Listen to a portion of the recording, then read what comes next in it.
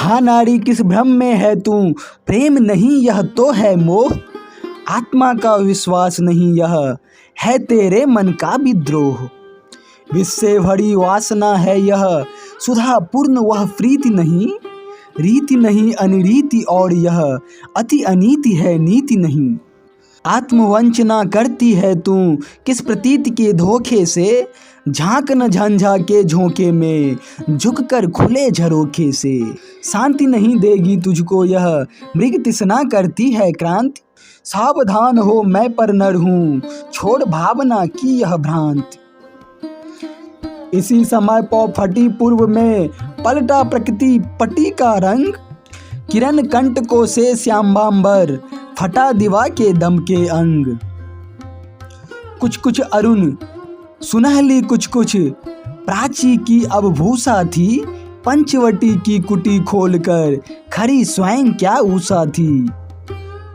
आहा अंबरस था उषा भी इतनी सुचि सस्फूर्ति न थी। अबने की उषा सजीव थी अंबर की सी मूर्ति न थी।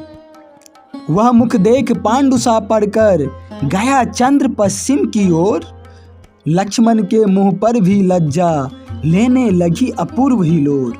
चौंक पड़ी प्रमदा भी सहसा देख सामने सीता को। कुमुदवती सी दबी देख वह उस पद्मिनी पुनीता को। एक बार उषा की आभा देखी उसने अंबर में। एक बार सीता की शोभा देखी बिगदाडंबर में। एक बार अपने अंगों की और दृष्टि उसने डाली।